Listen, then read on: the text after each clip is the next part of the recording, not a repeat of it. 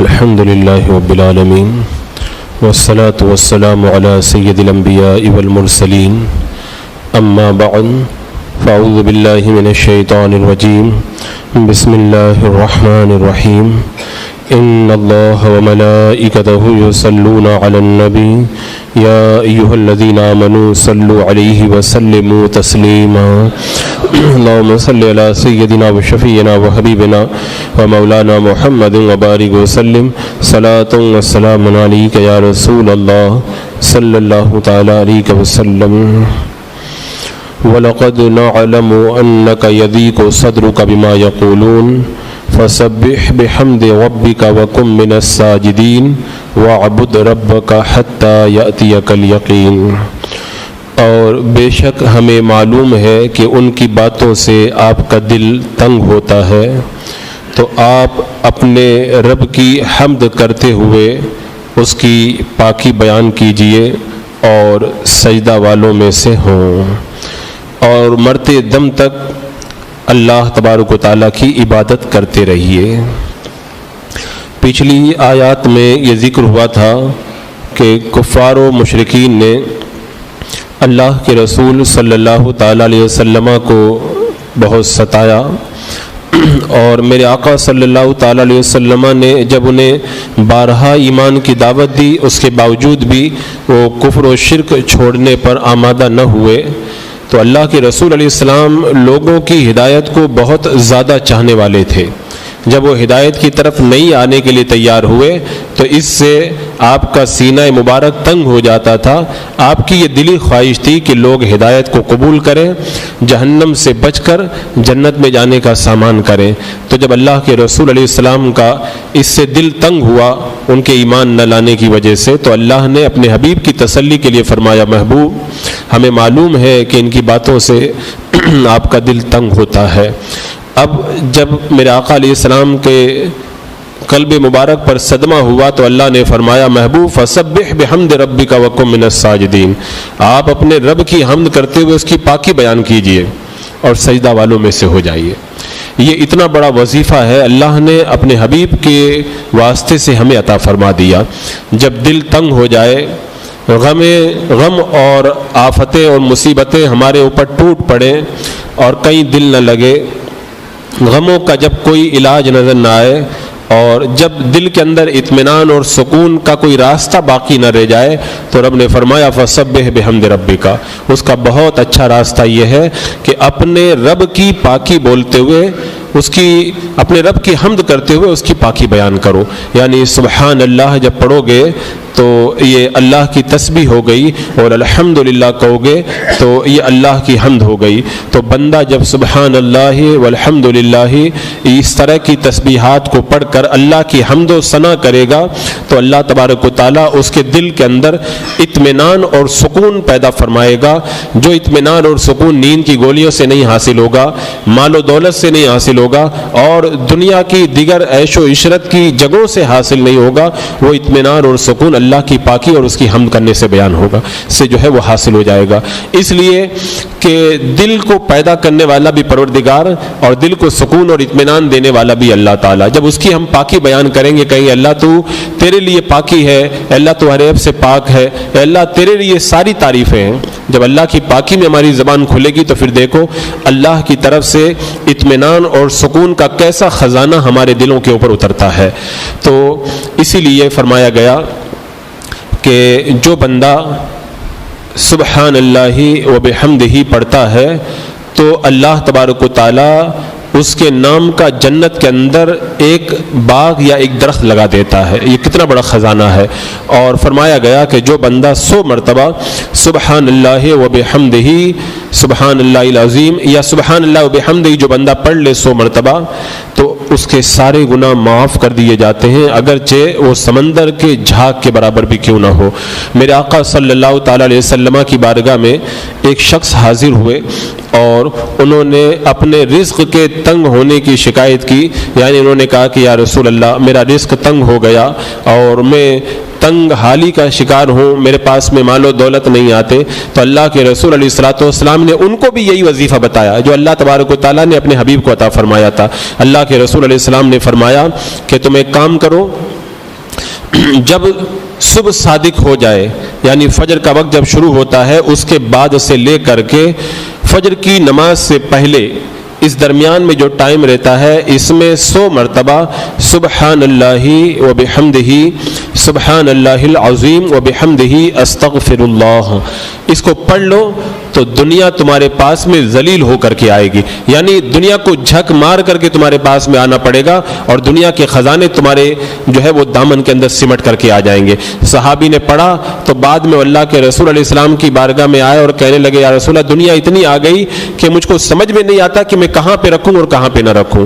تو بندہ جو ہے وہ صدق کے دل کے ساتھ جب یہ پڑھتا ہے تو اللہ کی تسبیح اور اللہ کی پاکی سے غم بھی دور ہوتے ہیں، اللہ تعالیٰ رزق بھی عطا فرماتا ہے۔ اور یہ اتنا بڑا خزانہ بخاری شریف کی جو سب سے آخری حدیث پاک ہے، اس میں اللہ کے رسول علیہ السلام نے یہی تو فرمایا، مفہوم حدیث ہے کہ 2 کلمے ایسے ہیں زبان پہ ہلکے ہیں لیکن میزان پہ بڑے بھاری ہیں اور اللہ کو بڑے پیارے ہیں، اور وہ 2 کلمے یہی ہیں سبحان اللہ و بحمدہ سبحان اللہ العظیم، یعنی اللہ کی تسبیح اور اللہ کی پاکی جب بندہ بیان کرتا ہے تو یہ کلمے اتنے بھاری ہیں کہ میزان اتنا بڑا ہے کہ 7 آسمان اور زمین اس کے اندر اگر رکھ دیے جائیں تو ایسا لگے جیسے بہت بڑے میدان کے اندر ایک انگوٹھی رکھی ہوئی ہے، اتنا بڑا میزان ہے۔ لیکن بندہ جب اس کو پڑھ لیتا ہے تو پھر جو ہے وہ میزان بھی اللہ تبارک و تعالیٰ اس کی نیکیوں سے جو ہے پر فرما دیتا ہے۔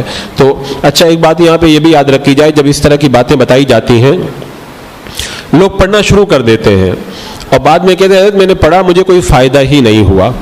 فائدہ ہوگا۔ سب سے پہلی شرط یہ ہے کہ آپ کے دل میں یقین ہونا چاہیے کہ میں جو پڑھ رہا ہوں اللہ تعالیٰ اس کا صلہ مجھے ضرور دے گا۔ دوسری بات یہ، جب بھی کچھ پڑھیں تو جلدی نہ مچائیں کہ آج پڑھا ہوں تو بس مجھ کو ہاتھوں ہاتھ اس کا رزلٹ مل جائے، نہیں۔ کبھی کبھی اللہ کی مرضی ایسی ہوتی ہے کہ فوراً اس کا نتیجہ مل جاتا ہے، اور کبھی اللہ چاہتا ہے تو فوراً نہیں ملتا، اس کے لیے ایک وقت اللہ نے مقرر کر کے رکھا ہے، جب وہ وقت آ جاتا ہے تو اللہ تعالیٰ اس کا نتیجہ اسے عطا فرما دیتا ہے۔ لیکن جو بندہ جلدی کرتا ہے وہ اس کا فائدہ نہیں اٹھا پاتا۔ ایک تیسری ضروری بات، اس طرح کی چیزوں کا جو فائدہ ہوتا ہے وہ اسی وقت ہوتا ہے جب کہ صحیح طریقے سے پڑھا جائے۔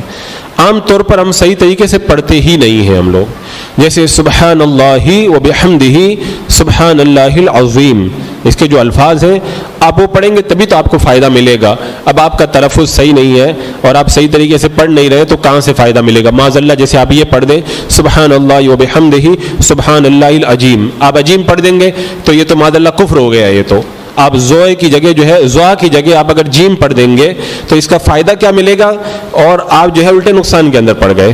تو ایسے موقع پہ بندے کو چاہیے کہ اپنی غلطی کو دیکھے، یہ نہ دیکھے کہ میں نے پڑھا مجھے تو کوئی فائدہ نہیں ہوا۔ اور اللہ نے اپنے حبیب سے جو غم کے موقع پر یہ تسبیح اور حمد کا حکم دیا، اس حوالے سے تسبیح فاطمہ تو بہت بڑا وظیفہ ہے۔ ہر نماز کے بعد میں 33 مرتبہ سبحان اللہ اور 33 مرتبہ الحمدللہ اور 33 یا 34 مرتبہ اللہ اکبر، اور اس کے بعد میں 1 مرتبہ لا الہ الا اللہ وحدہ لا شریک لہ لہ الملک و لہ الحمد وہو علی کل شیء قدیر، یا ایک بار کلمہ شریف پڑھ لیں۔ حدیث پاک میں آیا کہ یہ ایسا وظیفہ ہے کہ جو بندہ اس کو پڑھ لے گا تو اس دن اس سے اچھا عمل کسی کا نہیں ہوگا۔ یہ اس وظیفے کو آپ پڑھیں، لیکن میری آپ سے گزارش یہ ہے کہ جب تسبیح فاطمہ پڑھیں تو صحیح پڑھیں۔ یہ بڑے تعجب کی بات ہے، ہمیں اللہ کا نام بھی صحیح نہیں لینا آتا۔ لوگ پڑھتے ہیں اللہ، تو یہ اللہ تو صحیح نہیں، وہ تو غلط ہو گیا ہے، تو اللہ ہاں نکلنا چاہیے نا، لیکن لوگ ہاں نکالتے ہی نہیں ہیں اور پھر کہتے ہیں کہ ہمیں فائدہ نہیں ہوا۔ تو جب بھی پڑھیں تو سبحان اللہ، یہ ہاں کی آواز آنا چاہیے، الحمدللہ آخر میں جو ہاں ہے اس ہاں کی آواز آنا چاہیے، لیکن لوگ پڑھتے رہتے ہیں سبحان اللہ سبحان اللہ سبحان اللہ الحمدللہ الحمد، تو یہ تو غلط ہو گیا۔ یہ تو آپ اللہ کا نام ہی غلط پڑھ رہے ہیں تو اس کا فائدہ آپ کو کہاں سے ملے گا؟ تو جب بھی پڑھیں تو ایسے پڑھیں سبحان اللہ سبحان اللہ سبحان اللہ، ہر جگہ ہاں نکلنا چاہیے۔ اور اگر ایسے ہاں نکالنے میں دقت ہو تو ملا کے پڑھیں سبحان اللہ سبحان اللہ سبحان اللہ سبحان اللہ۔ تو اس طریقے سے آپ جب صحیح پڑھیں گے تو اس کا فائدہ انشاءاللہ آپ کو بہت بڑا ملے گا۔ اور روایتوں میں آتا ہے کہ جو بندہ بستر پہ روزانہ جب جائے تو یہ تسبیح فاطمہ پڑھ لے، 33 مرتبہ سبحان اللہ، 33 مرتبہ الحمدللہ اور 33 مرتبہ اللہ اکبر اور 1 بار کلمہ شریف، تو جو فائدہ ملے گا ثواب وہ تو اپنی جگہ، لیکن اس کا ایک بڑا فائدہ یہ ہے کہ بندہ جب صبح میں اٹھے گا تو ایک دم فریش ہو کر کے اٹھے گا. وہ جو بہت سارے لوگ اٹھتے ہیں نا کہ طبیعت ایک دم بوجھل ہے, کام کرنے کا دل نہیں بن رہا, تو اس تسبیح کا اتنا بڑا فائدہ ہے, بندہ جب اٹھے گا ایک دم فریش ہو کر کے اٹھے گا, طبیعت میں بڑا نشاط اور بڑی خوشی اس کے رہے گی. تو اللہ نے اپنے حبیب سے فرمایا, محبوب ہمیں معلوم ہے آپ کا سینہ مبارک ان کی باتوں سے تنگ ہوتا ہے, تو آپ اللہ کی حمد کرتے ہوئے اللہ کی تسبیح بیان کیجیے. اور فرمایا وَقُم مِّنَ الساجدین, اور سجدہ کرنے والوں میں سے ہوں. اللہ کے رسول علیہ السلام کا طریقہ یہی تھا کہ جب بھی کوئی تکلیف اور پریشانی آتی تو آپ نماز کے لیے کھڑے ہو جاتے.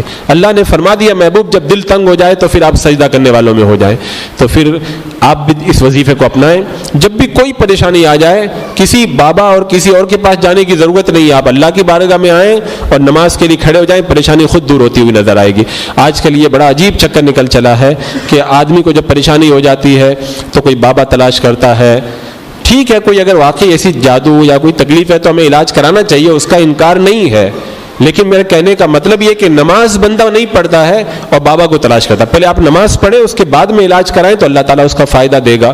اور یہ لوگوں کا جو اعتقاد کمزور ہوا اس کا فائدہ جو ہے بابا لوگوں نے اٹھانا شروع کر دیا. 25-50 لوگوں کو ایک بندہ ادھر لے کے بیٹھا ہوا ہے, 25-50 لوگوں کو دوسرا بندہ ادھر لے کے بیٹھا ہوا ہے, اور لوگ اس کے پاس جا رہے ہیں. اس کی خود کی نماز کا کوئی پتہ نہیں ہے اور وہ بڑی کرامتیں اپنی بیان کرتا ہے, میں یہ کر لیتا ہوں وہ کر لیتا ہوں, اور لوگ اسی کے اندر مگن ہیں. خود بھی نماز نہیں پڑھتا اور جو اس کے پاس میں بیٹھے رہتے ہیں نماز کا وقت ہو گیا ان سے بھی نہیں کہتا کہ نماز کا ٹائم ہو گیا, آپ لوگ جا کے نماز تو پڑھ لو. اور پورا نماز کا ٹائم ختم ہو جائے اور اس سے اگر کوئی کہے کہ جو ہے وہ آپ نے نماز نہیں پڑھی, بولے ہم تو نماز عرش اعظم پہ پڑھتے ہیں. تو خدا کے لیے آپ اپنا اعتقاد اتنا کمزور نہ کریں, اپنا اعتقاد بڑا مضبوط رکھیں آپ. اور بابا وغیرہ اگر صحیح معنوں میں کوئی اللہ کا نیک بندہ ہے تو اس سے کام بنتا ہے, لیکن آپ صحیح اور غلط کی پہچان نہیں کر سکتے تو ادھر ادھر چکر نہ لگائیں, اللہ کے دربار میں آئیں. یہ دربار تو یقینی ہے اور اس کے اندر کوئی شبہ ہے ہی نہیں, اور اللہ کی بارگاہ میں نماز پڑھیں گے یا ایسا وظیفہ جو کبھی خطا کرتا ہی نہیں ہے. یہ ایک بڑا لمبا چوڑا ٹاپک ہے, میں اس لیے اس طرف آپ کی توجہ دلا رہا ہوں کہ آپ حضرات اس پہ توجہ دیں. لوگوں کا اعتقاد جو ہے آج کل بڑا جو ہے متزلزل ہو رہا ہے. اور اس حوالے سے ایک بات مجھے اور یاد آئی کہ بہت سارے لوگوں نے ایک اور فراڈ یہ بھی نکال کے رکھا ہے. خاص طور سے آپ دیکھیں گلیوں کے اندر مائک لے کر کے لوگ گھومتے ہیں کہ فلاں جگہ جو ہے وہ ہم لوگ فلاں دارالعلوم چلا رہے ہیں, اتنے یتیم بچے پڑھتے ہیں. وہ گلیوں کے اندر جو مائک لے کر کے دارالعلوم کے نام پہ چندہ کرتے ہیں, ایسے لوگوں کو 1 روپیہ بھی آپ ہرگز نہ دیں. یہ زیادہ تر فراڈ ہے اور ان کا حقیقت سے کوئی تعلق نہیں ہے. ایسے لوگوں کی بالکل حوصلہ افزائی نہ کریں. یہ جو بھی مائک لے کر کے جو چکر لگاتے ہیں, میں نے جہاں تک معلومات کی ایسے دارالعلوم کا کوئی وجود نہیں ہے. ایک روم بھاڑے پہ لے کر کے ایک آدمی کو بٹھا دیا گیا ہے اور صرف دین کے نام کے اوپر کاروبار کیا جا رہا ہے. تو ایسے گلیوں میں جو پھرتے ہیں ان کو گلیوں میں گھسنے ہی نہ دیں آپ حضرات, اور گھروں میں سختی سے منع کر دیں کہ ایسے لوگوں کو بالکل پیسہ نہ دیں. یہ علماء کو بدنام کر رہے ہیں, مدارس کو بدنام کر رہے ہیں اور دین کو بدنام کر رہے ہیں, اور دین کے نام کے اوپر جو ہے وہ اپنا پیٹ پال کر کے دین کا نام بدنام کر رہے ہیں. زیادہ اس بات کی طرف بھی آپ حضرات بھرپور توجہ دیں. تو اس روایت سے یہ بھی پتہ چلا کہ بندہ اگر زیادہ نماز پڑھے تو اس سے دکھ ٹلتے ہیں. اللہ نے فرمایا نا کہ محبوب دل تنگ ہو تو کم من الساجدین, سجدہ کرنے والوں میں ہو. تو بندہ نماز پڑھتا ہے تو غم, تکلیف, دکھ, درد, بیماریاں سب دور ہو جاتی ہے. اور یہ اللہ تبارک و تعالیٰ کا بڑا کرم ہے کہ اللہ نے خود ہی ہمیں وظیفہ عطا فرما دیا. اچھا اگر میں آپ کو کوئی وظیفہ بتاؤں اپنی طرف سے, پتہ نہیں فائدہ کرے کہ نہ کرے, اللہ تعالیٰ خود ہی جو وظیفہ بتا رہا ہے تو یہ وظیفہ بتاؤ یقیناً فائدہ کرے گا کہ نہیں کرے گا. ایک دم 100% یہ فائدہ کرنے والا وظیفہ, اس لیے کبھی خطا کرتا ہی نہیں ہے یہ وظیفہ.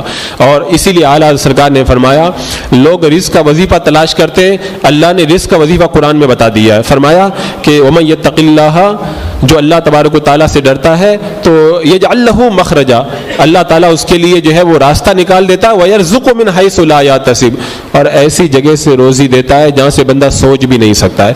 تو اعلیٰ فرماتے ہیں اللہ نے خود ہی بتایا کہ تم پرہیزگار بن جاؤ, میں تم کو روزی دوں گا. یہ وظیفہ ہے, اس پہ عمل کرو, دنیا کے اور وظیفوں کے پیچھے جانے کی تمہیں کوئی ضرورت نہیں ہے.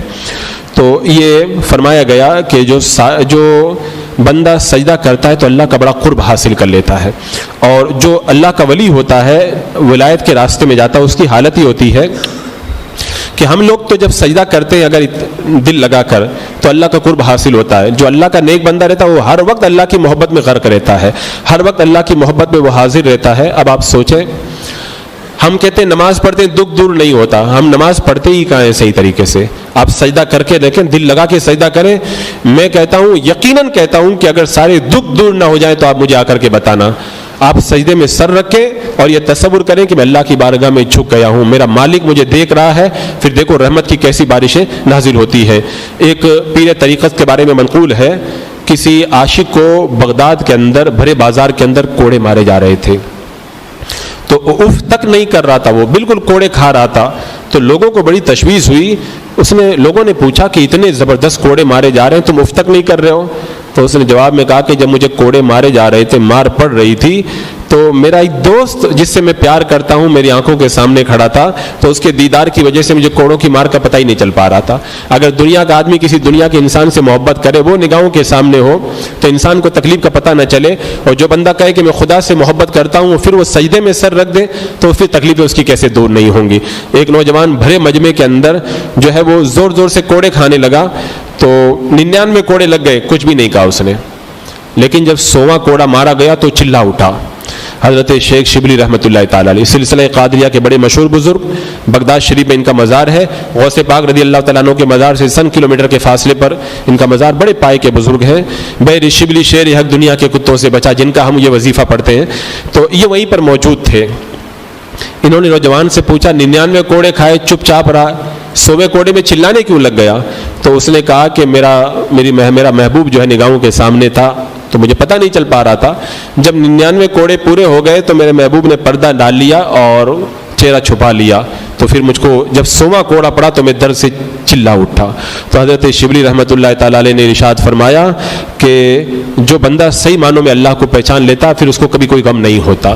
جب محبوب سامنے ہو، بندہ 99 کوڑے کھا لے، تکلیف نہیں پتہ چلے، اور جو اللہ سے محبت کرنے لگ جائے تو پھر اس کو چاہے بیماری آ جائے، چاہے اس کو فقیری آ جائے، اور چاہے وہ بڑے سے بڑی مصیبت میں مبتلا ہو جائے، اسے تکلیف کا احساس نہیں ہوتا. تو اللہ تبارک و تعالیٰ نے جو فرمایا کہ سجدہ کرو، اللہ تعالیٰ تمہارے غموں کو دور کرے گا. تو سجدے سے مراد یہی ہے، صحیح معنوں میں اللہ کی بارگاہ میں سر جھکا دو، تو پھر دیکھو اللہ تبارک و تعالیٰ کیسی نعمتیں تمہارے اوپر اتارتا ہے. پھر آگے اللہ تبارک و تعالیٰ نے فرمایا وَاعْبُدْ رَبَّكَ حَتَّىٰ يَأْتِيَكَ الْيَقِينُ، مرتے دم تک اللہ کی عبادت کرو. میں ہمیشہ کہتا ہوں، لوگ سمجھتے ہیں کہ رمضان کا چاند نظر آئے تو اللہ کی عبادت کرو، اور پھر جب عید کا چاند نظر آ جائے تو پھر عبادت کرنا بند کر دو. اللہ نے قرآن پاک میں تو یہ فرمایا وَاعْبُدْ رَبَّكَ حَتَّىٰ يَأْتِيَكَ الْيَقِينُ، مرتے دم تک اللہ کی عبادت کرو. مرتے دم تک کا مطلب کیا ہوا کہ جب تک تمہاری سانسیں جاری ہیں اور جب تک تمہارے بدن میں جان ہے، اللہ کی عبادت تمہیں چھوڑنا نہیں ہے. وہ تو بڑے جاہل لوگ ہیں جو کہتے ہیں کہ ہم لوگ اتنی عبادت کر لیے کہ عبادت کرتے کرتے ولی بن گئے، اب ہم کو عبادت کرنے کی ضرورت نہیں ہے. یہ بھی شیطان کا بہت بڑا دھوکہ ہے. اللہ کے رسول علیہ السلام سے رب فرما رہا محبوب مرتے دم تک اللہ کی عبادت کرو. اور اللہ کے رسول علیہ السلام نے ارشاد فرمایا مجھے حکم ربانی یہ نہیں ہے کہ میں مال جمع کروں اور کاروبار کروں، مجھے اللہ تبارک و تعالیٰ کی طرف سے حکم یہ ہے کہ میں اللہ کو سجدہ کروں اور مرتے دم تک اللہ کی عبادت پر ڈٹا رہوں. تو اللہ کے رسول سرور کائنات جو راتوں میں اتنی عبادت کرتے تھے کہ پاؤں سوج جاتے تھے، جب میں اس روایت کو پڑھتا ہوں تو دل میں خیال پیدا ہوتا ہے کہ کبھی نماز پڑھتے پڑھتے ہمارے پاؤں تو کبھی سوجے ہی نہیں، اور اس کے باوجود بھی ہم پتہ نہیں کس غرور کے اندر مبتلا ہیں. کائنات کے آقا، ساری کائنات کے آقا، پوری دنیا جن کے صدقے میں بنی، سارے نبیوں کے بھی سردار ہیں، جو وہ آقا علیہ الصلوۃ والسلام اتنی نماز پڑھ رہے ہیں کہ پاؤں سوج جا رہے ہیں. اور یہاں پہ نماز کے لیے کہا جائے کام کا بہانہ ہے، دکان کا بہانہ ہے، پتہ نہیں کتنے بہانے ہیں. اللہ عقل دے ایسے لوگوں کو کہ ساری زندگی انہیں سمجھاتے سمجھاتے گزر گئی لیکن بات سمجھ میں نہ آئی. وہ کم سے کم اتنا ہی غور کر لیں کہ کائنات کے آقا میرے آقا صلی اللہ تعالیٰ علیہ وسلم رات میں اتنی نماز پڑھتے کہ جو ہے وہ پائے مبارک کے اندر ورم پڑ جاتا، اللہ کے رسول علیہ السلام کے پائے مبارک سوج جاتے.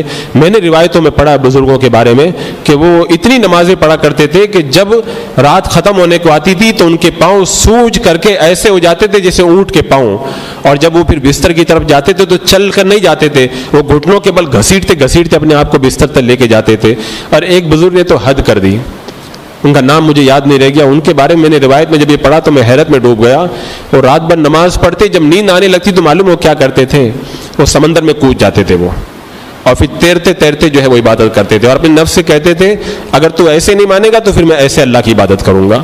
وہ عبادت کرنے والے عبادت کر کے چلے گئے، ہم لوگ پتہ نہیں کہاں کیسے پیچھے رہ گئے. لہذا اب جو بچی کھچی زندگی ہے اسے ہمیں عبادت میں بسر کرنا چاہیے. رب نے فرما دیا، یہ بھی جملہ بہت غور کرنے کا ہے. اللہ تعالیٰ نے فرمایا کہ یہاں تو اپنے رب کی عبادت کرو. یہ اللہ کی طرف سے حکم آیا ہے. بندوں کا حکم ہم لوگ مانتے ہیں تو اللہ کا حکم تو اور زیادہ ماننا چاہیے. مرتے دم تک اپنے رب کی عبادت کرو.